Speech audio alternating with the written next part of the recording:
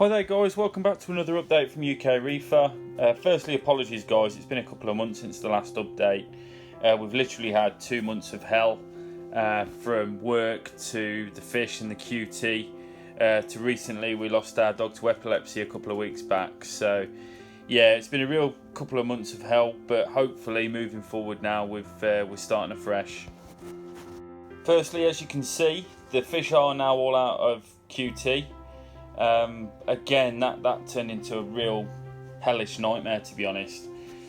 All was going really well up until the last 2 weeks of the quarantine. The only fish we'd lost was the yellow wrasse in the quarantine, which had got killed by the Melanaris wrasse.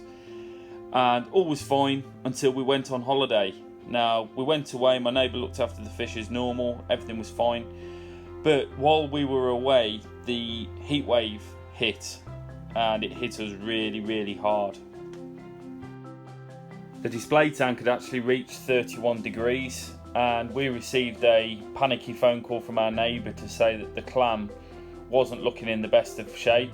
It was doing pretty bad, and unfortunately so with the fish. Now, we got back, I think it was the following day or the day after, to find the clam had actually died. So pretty gutted about that, but thankfully in the display we hadn't lost anything else. Considering it had reached 31 degrees, we've probably got off quite lucky there in the display with all the corals.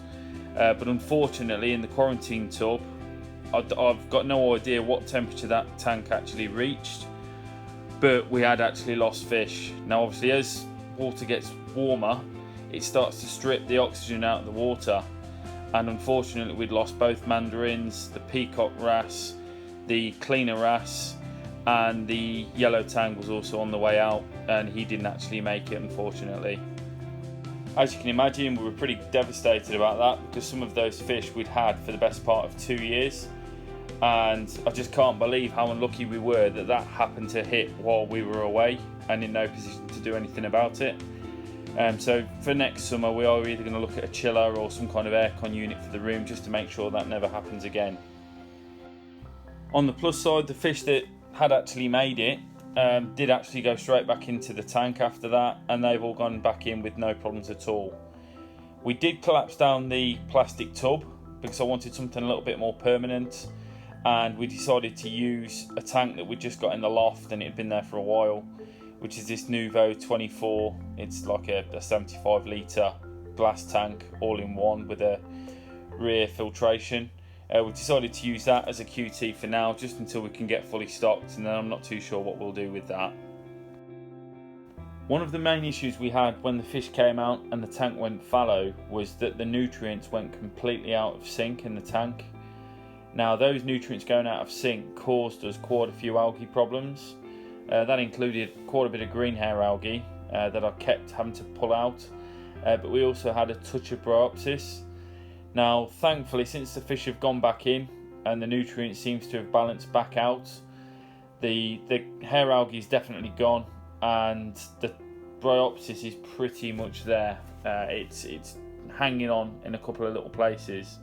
To be honest with you, that's too hard to try and film, but it is actually starving out. Now, I'm not sure if that's because the tangs are doing a good job of keeping all the rock clean, or if it's because I've got the reactor set up. Finally set this reactor up that I've had for quite some time now, and I've had Rowaphos running in there. So we'll see. But at the minute, my water parameters for the nutrients is nitrates is at 5 ppm, and the phosphate is at 0.05. So hopefully we can keep that balance and it'll keep that algae at bay.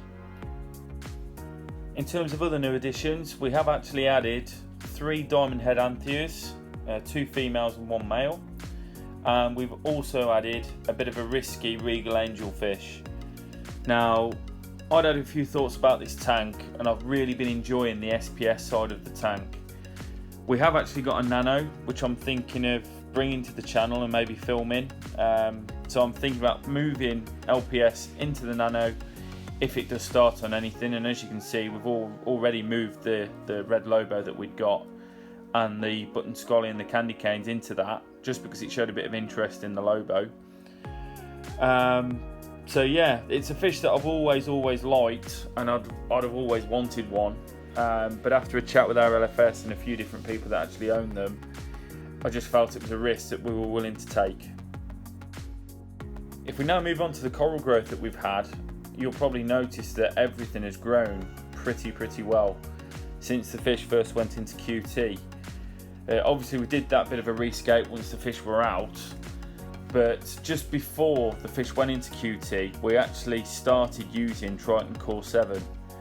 I was going to mention something on the channel earlier, but obviously with all the QT problems we had, I decided to hold back, see how it went over the next 2 to 3 months and see what kind of results we got. And as you can see, everything has just taken off and responded really well to it. So I'm going to bring that to another video, probably the next one or the one after, on how we mix the solutions and what we've done to implement Triton on this system. But all I can say at the moment is we've had very good results. Coming up in the next video, I'm aiming to review the Deltec 1000 high protein skimmer. We've probably been using that the last 4 to 5 months now, so I think it's a good time to get the unboxing video on the channel, along with how it's been performing over the last 4 to 5 months. And I'll then be planning to produce regular content with it, whether it be on a weekly or a fortnightly basis, I'm not too sure yet, with a big tank update once per month.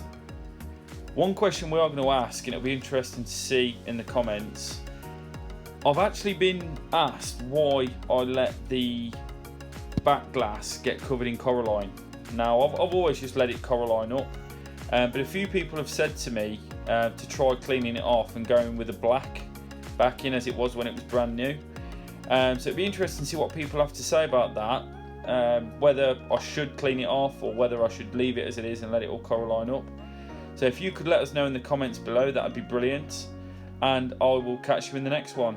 Thanks again for your support, guys. Like I said, it's been a really rough couple of months, especially with losing Oscar, our Springer Spaniel, but hopefully moving forward now we can produce some regular content on a regular basis and we can have a fresh start. So thanks again, guys.